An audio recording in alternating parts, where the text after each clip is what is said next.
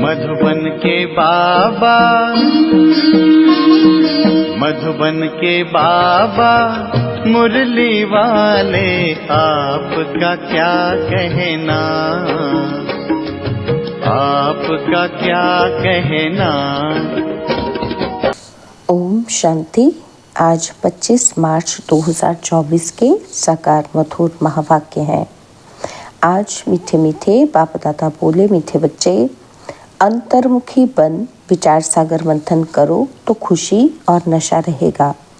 तुम बाप समान टीचर बन जाएंगे।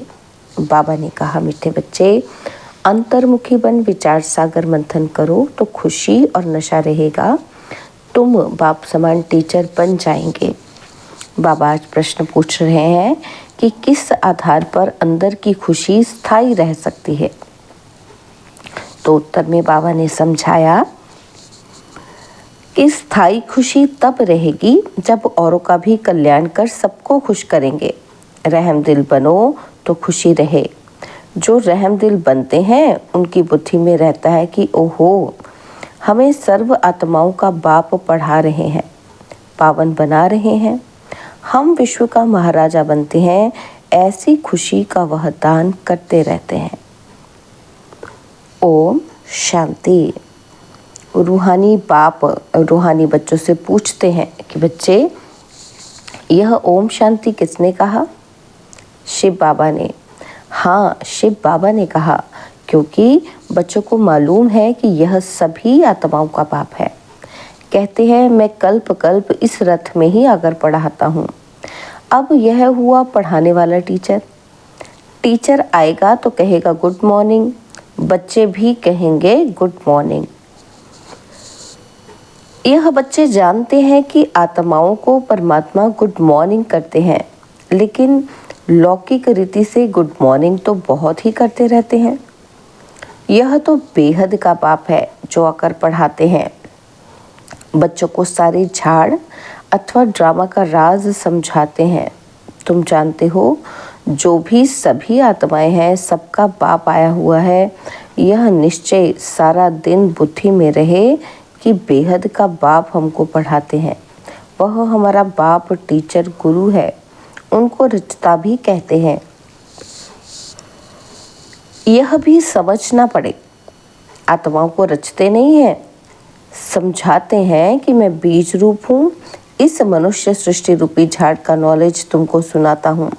सिवाय बीज के यह नॉलेज कौन दे? ऐसे नहीं कहेंगे कि झाड़ को उसने रचा।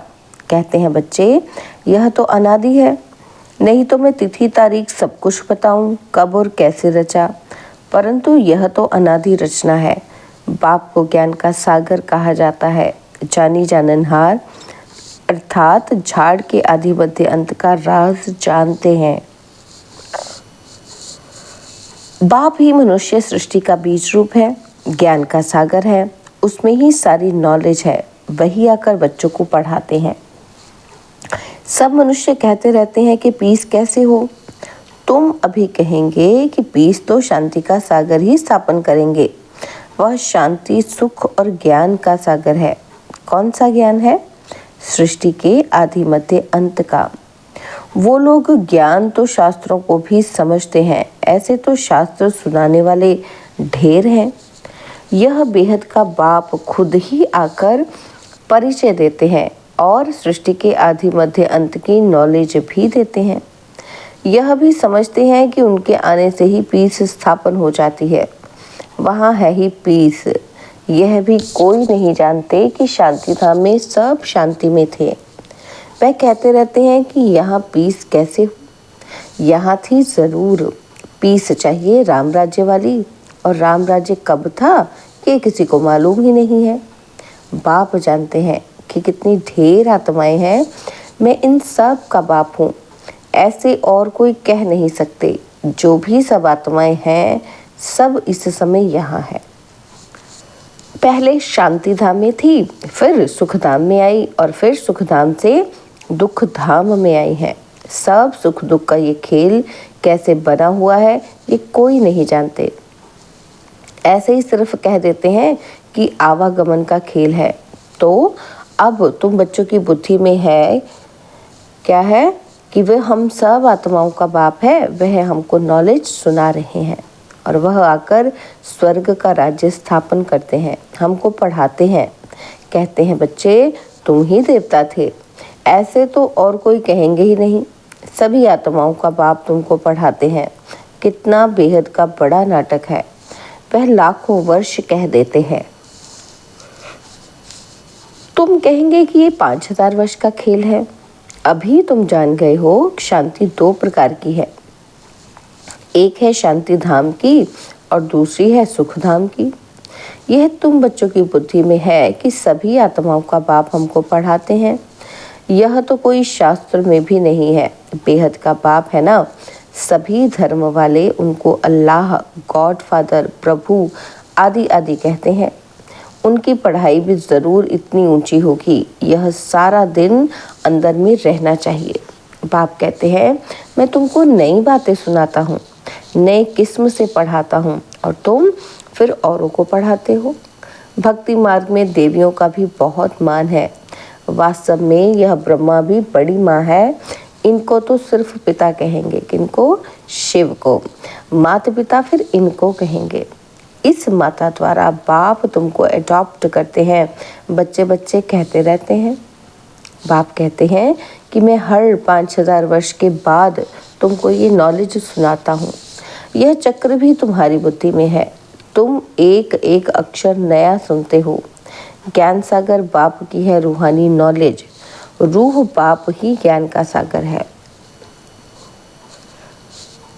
आत्मा कहती है बाबा बच्चे भी सब बातें अच्छी रीति बुद्धि में धारण करते हैं। अंतर्मुख हो ऐसे ऐसे जब विचार सागर मंथन करेंगे तब वह खुशी और नशा रहेगा। बड़ा टीचर तो है शिव बाबा। वह फिर तुमको भी टीचर बनाते हैं। उनमें भी नंबरवार है। बाबा जानते हैं कि ये बच्चा बहुत अच्छा पढ़ाते हैं। सब खुश होते हैं, कहते हैं ऐसे बाबा के पास हमको भी जल्दी ले चलो जिसने तुमको ऐसा बनाया है। बाबा बतलाते हैं मैं इनके बहुत जन्मों के भी अंत के जन्म के भी अंत में इनमें प्रवेश कर तुमको पढ़ाता हूँ। कल्प कल्प हम कितना बारी इस भारत में आए होंगे। तुम यह नई बातें सुनकर वंडर खाते हो। बेहद का बाप हमको पढ़ाते हैं। उनके ही भक्ति मार्ग में कितने नाम हैं।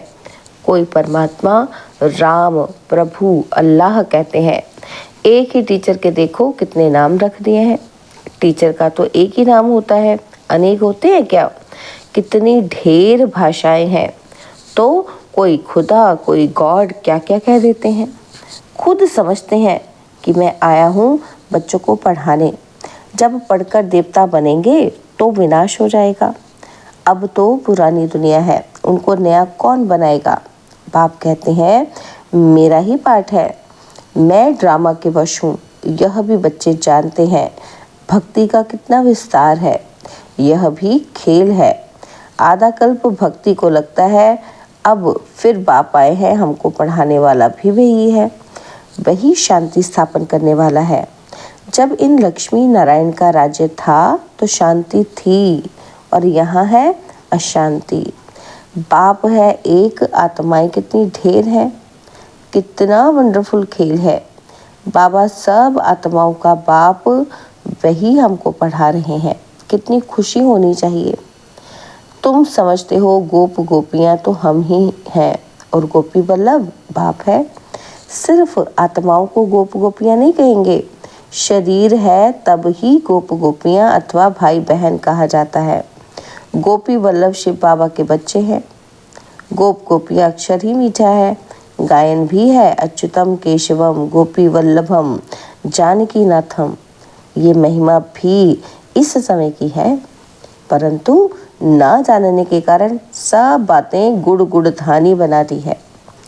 यह बाप बैठ वर्ड की हिस्ट्री, ज्योग्राफी सुनाते हैं। वो लोग तो सिर्फ इन खंडों को जानते हैं। सतयुग में किसका राज्य था, कितना समय चला, ये नहीं जानते, क्योंकि कल्प की आयु लाखों वर्ष कह दी है। बिल्कुल घोर अंधियारे में है। अब बाप आकर तुमको सृष्टि चक्र की नॉलेज देते हैं, जिसको जानने से तुम त्रिकालदर्शी त्रिनेत्री बन जाते हो। यह पढ़ाई है। बाप खुद कहते हैं कि मैं कल्प कल्प कल्प के संगम युग पर आकर के तुमको पुरुषोत्तम बनाता हूँ। नंबरवार तुम ही बनते हो। पढ़ाई से ही मर्तबा मिलता है।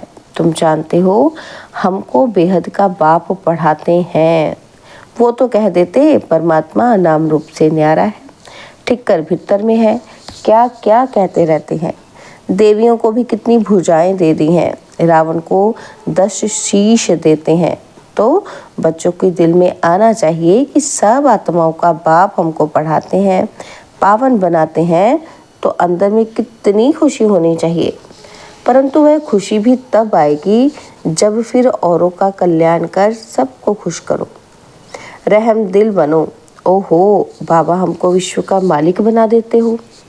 राजा रानी प्रजा सब विश्व के मालिक बनेंगे ना, वहाँ वजीर होते ही नहीं।